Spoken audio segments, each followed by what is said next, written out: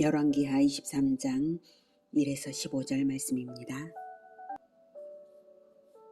23장 왕이 보내 유다와 예루살렘의 모든 장로를 자기에게로 모으고 이에 왕이 여호와의 성전에 올라가매 유다 모든 사람과 예루살렘 주민과 제사장들과 선지자들과 모든 백성이 노소를 막론하고 다 왕과 함께한지라.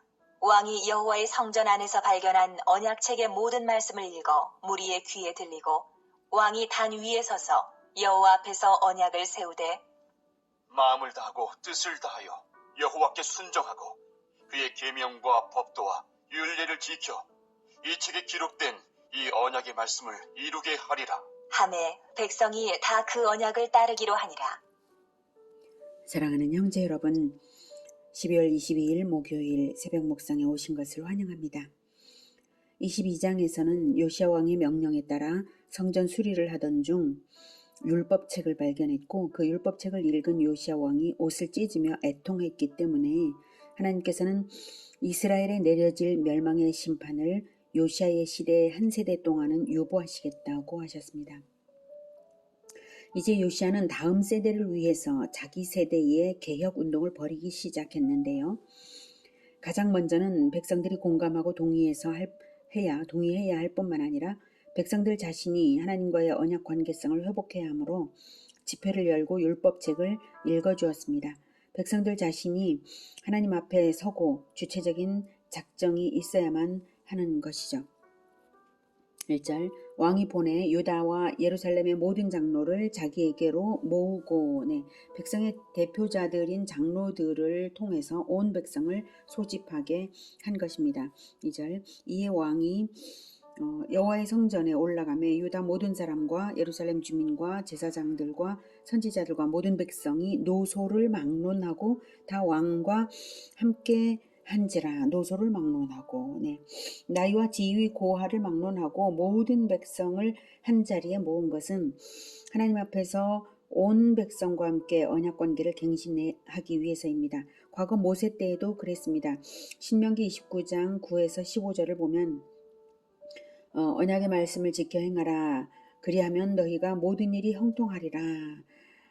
오늘 너희 곧 너희의 수령과 너희의 지파와 너희의 장로들과 너희의 지도자와 이스라엘 모든 남자와 너희의 유아들과 너희의 아내와 및 네 진중에 있는 객과 너를 위하여 나무를 패는 자로부터 물 깃는 자까지 다 너희의 하나님 여호와 앞에 서 있는 것은, 이렇게 하면서 모세 때도 언약 갱신을 했었습니다.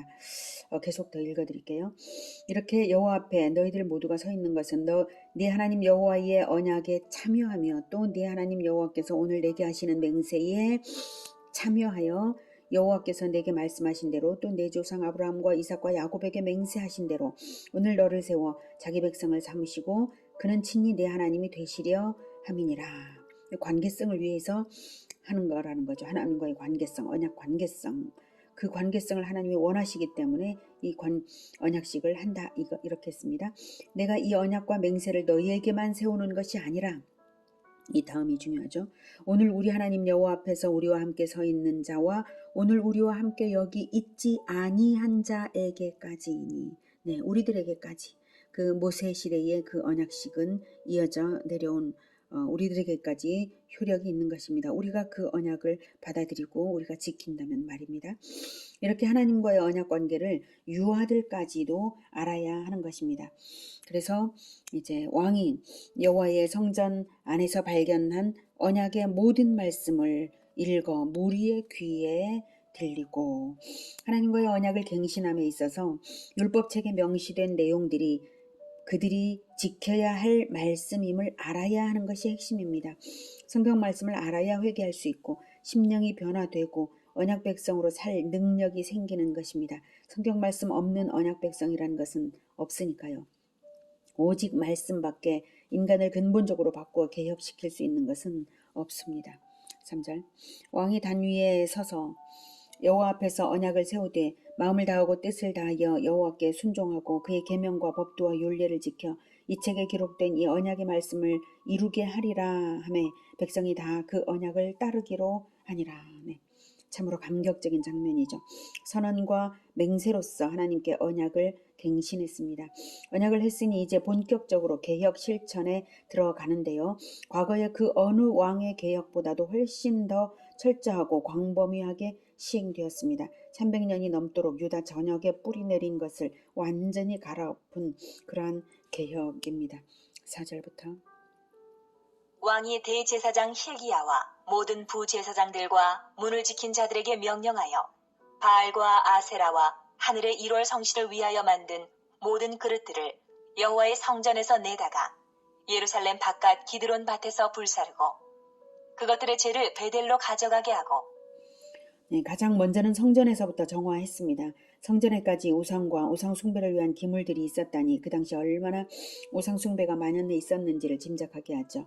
그것들을 불사르고 그 죄를 베델에 버린 것은 우상 숭배의 본거지인 베델에 우상의 죄를 뿌림으로써 우상이 헛되다고 말하는 행위 언어인 것입니다. 5절 옛적에 유다 왕들이 세워서 유다 모든 성읍과 예루살렘 주위의 산당들에서 분향하며 우상을 섬기게 한 제사장들을 패하며 또 바알과 해와 달과 별대와 하늘의 모든 별에게 분향하는 자들을 패하고 네, 산당은 여호와의 이름으로 종교 행위는 하면서 지성소에 남신상과 여신상을 세워두고 혼합적 우상 숭배를 행하던 종교 사기의 본거지였습니다. 바로 이렇게 발굴된 산당의 유적에 보면 성소와 지성소가 있는데요. 지성소 입구에 보면 두 개의 분향단이 있고 또 지성소 안에 주상을 이렇게 세워놓은 것입니다. 남신상, 여신상을 세워서 우상 숭배를 한 것이죠. 패하다라고 하는 것은 이렇게 패하고 이것은 한치의 허용도 없이 흔적이 남지 않도록 제거하는 것을 의미합니다. 산당을 없애되 다시 재건하지 못할 만큼 제거한 것입니다. 산당들의 제거는 과거에 여호사밧이 했을 때도 일부만 되었었는데요. 요시야는 유다 성읍에까지 지방에까지 거국적으로 시행했습니다. 6절 또 여호와의 성전에서 아세라 상을 내다가 예루살렘 바깥 기드론 시내로 가져다 거기에서 불사르고 빻아서 가루를 만들어 그 가루를 평민의 묘지에 뿌리고 또 여호와의 성전 가운데 남창의 집을 헐었으니 그곳은 여인이 아세라를 위하여 휘장을 짜는 처소였더라. 네, 히브리인들의 무덤은 대개는 동굴이었는데요. 평민들의 경우 땅을 파서 묘를 쓰기도 했어요. 그래서 기드론 골짜기에 일반 공동묘지가 있었습니다. 거기에 아세라상의 재를 뿌린 것이죠. 그것은 우상의 가증함과 부정함을 나타내 주는 것이고 우상이 죽은 자들처럼 아무 힘없는 존재임을 나타내고 우상을 섬긴 결과는 죽음임을 나타내는 것입니다.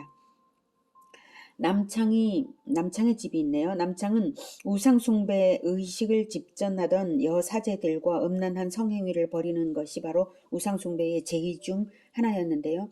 모세율법에는 우상숭배는 물론 이런 음란 행위 자체가 사형에 처해야 할 중죄로 엄격히 금지되어 있습니다. 그런데 그런 남창의 집까지도 성전에 있었다는 사실입니다. 이렇게 아세라상이 여호와의 성전에 있었던 것이고 남창의 집까지도 있었으니 그 므낫세 시대와 아몬 시대의 영적인 실태가 얼마나 어둡고 타락했고 혼란스러웠는지를 짐작할 만합니다. 8절 또 유다 각 성읍에서 모든 제사장을 불러오고 또 제사장이 분향하던 산당을 게바에서부터 부엘세바까지 더럽게 하고 또 성문의 산당들을 헐어버렸으니 이 산당들은 그 성읍의 지도자 여호수아의 대문 어귀 곧 성문 왼쪽에 있었더라. 산당들의 제사장들은 예루살렘 여호와의 제단에 올라가지 못하고 다만 그의 형제 중에서 무교병을 먹을 뿐이었더라. 모든 제사장들을 소집해서 조사를 한 것이고요. 산당이 성읍의 지도자 여호수아의 대문 어귀에 있었던 것을 보면 성읍의 지도자들에 의해서 산당 제사가 주도되었던 것이고요. 산당의 제사장들은 예루살렘 여호와의 제단에 올라가지 못하고 다만 그의 형제 중에서 무교병을 먹을 뿐으로 제한한 것을 보면 아론의 후손들이 산당의 제사장 노릇을 하고 있었던 것입니다. 사실 엄격하게 한다면 우상 숭배를 했으니 다 죽여야 하는 것이 모세의 율법이지만 생명은 살려둔 것이고요. 성전에는 못 들어오게 함으로써 제사장 노릇 자체를 하지 못하게 한 것이고, 그럴지라도 하나님께 바쳤던 제사장의 음식만은 나눠 먹을 수 있도록 하였습니다. 10절. 왕이 또 흰놈의 아들 골짜기에 도벳을 더럽게 하여 어떤 사람도 몰록에게 드리기 위하여 자기의 자녀를 불로 지나가지 못하게 하고, 도벳은 몰록 우상에게 어린이를 인신제사로 드려 불살랐던 제단입니다. 흰놈의 골짜기에서 많은 인신제사가 드려졌었기 때문에 신약시대에 지옥 즉 게헨나라는 말이 있는데, 게헨나는 흰놈의 골짜기, 게흰놈에서 유래한 단어입니다. 므낫세와 아몬 시절이 얼마나 극악무도한 우상숭배를 했는지 단적으로 보여주는 장소입니다. 요시야는 도벳을 더럽게 하는 것은 물론 인신제사 자체를 당연히 금지했습니다. 11절. 또 유다 여러 왕이 태양을 위하여 드린 말들을 제하여 버렸으니 이 말들은 여호와의 성전으로 들어가는 곳의 근처 넷이 나단 멜렉의 집 곁에 있던 것이며, 또 태양 수레를 불사르고, 네, 태양신에게 말을 제물로 바치기 위하여 성전 입구 근처에 마굴간을 설치한 것을 제거한 것이고요. 태양 수레는 태양신 숭배 시에 행군용 말과 수레를 준비해서 태양이 떠오르는 곳으로 행군해서 광야에서 제사를 드렸는데, 그때 사용하는 수레를 불사른 것입니다. 넷이 나단멜렉의 집 곁에 있었다라고 하는데, 넷시가 이스라엘에 존재한다는 것 자체가 율법을 어긴 것이죠. 넷시는 성기를 거세하지 않습니까? 예, 그런 것 자체가 율법에 금지하는 것인데, 우상숭배가 만연하다 보니까 율법에 금지하고 있는 이런 것들이 또한 만연되어 있었던 것을 알 수가 있습니다. 12절. 유다 여러 왕이 아하스의 다락 지붕에 세운 제단들과 므낫세가 여호와의 성전 두 마당에 세운 제단들을 왕이 다 헐고 거기서 빻아내려서 그것들의 가루를 기드론 시내에 쏟아버리고, 히스기야의 개혁 이후에 이런 여러 가지 제단들이 다시 세워진 것이므로 유다 여러 왕이 세웠다라고 할 때 그 여러 왕은 므낫세와 아몬인 것이 분명합니다. 다락 지붕에 제단을 세운 것은 1월 성신을 섬기기 위한 것이었을 것입니다. 여호와의 성전 마당에도 여러 제단들을 세웠었네요. 13절. 또 예루살렘 앞 멸망의 산 오른쪽에 세운 산당들을 왕이 더럽게 하였으니 이는 옛적에 이스라엘 왕 솔로몬이 시돈 사람의 가증한 아스다롯과 모압 사람의 가증한 그모스와 암몬 자손의 가증한 밀곰을 위하여 세웠던 것이며, 예루살렘 앞 멸망의 산은 솔로몬 시대 이후 예루살렘 동편의 모든 언덕을 가리키는 말인데요. 과거 솔로몬은 자신의 이방인 아내들을 위하여서 이곳에 우상신들을 섬기는 신당들을 세워주었던 것입니다. 솔로몬이 그렇게 한 이유는 아마도 그 아내들의 나라들과 동맹을 맺었기 때문일 것입니다. 그러나 그 우상의 제단들은 300여 년 동안 온 백성을 오염시키며 악영향을 끼쳐서 진정 멸망의 산이 된 것입니다. 이 중에 밀곰은 인신제사를 드리는 몰록의 다른 이름입니다. 14절. 왕이 또 석상들을 깨뜨리며 아세라 목상들을 찍고 사람의 해골로 그곳에 채웠더라. 또한 이스라엘에게 범죄하게 한 느밧의 아들 여로보암이 베델에 세운 제단과 산당을 왕이 헐고 또 그 산당을 불사르고 빻아서 가루를 만들며 또 아세라 목상을 불살랐더라. 베델에는 여로보암이 금송아지 우상을 세웠었고 북이스라엘 내내 숭배되었었죠. 베델에 세운 제단과 산당을 헐었다는 것은 요시야의 종교개혁이 북왕국의 영역이었던 베델까지 시행되었음을 보여주는 것입니다. 또한 당시 아수르가 거의 멸망 단계에 처하여 있었고요. 그래서 자신들의 정복지인 이스라엘에 대해 미처 신경을 쓸 틈이 없었기 때문에 가능했던 것입니다. 하나님의 섭리죠. 오늘은 요시야 왕의 철두철미한 종교개혁을 통해서 배웠습니다. 먼저는 온 백성 앞에서 말씀을 귀로 듣도록 읽어주고 언약갱신부터 했기에 진정한 개혁은 시작된 것입니다. 이것이 있었기에 그 모든 우상제단의 회파가 가능했던 것입니다.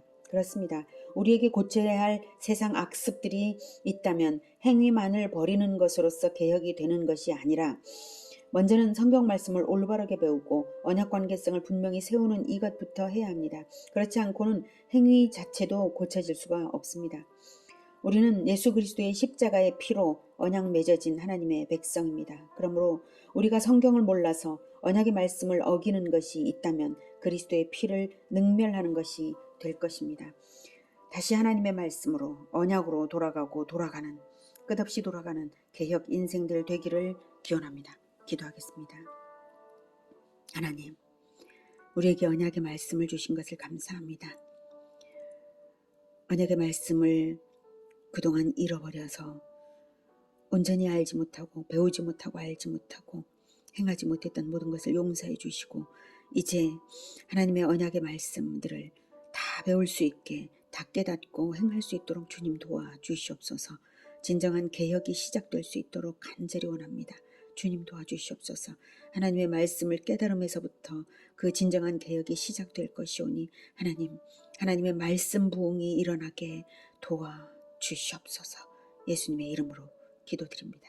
아멘. 이어지는 시간은 개인 기도 시간입니다.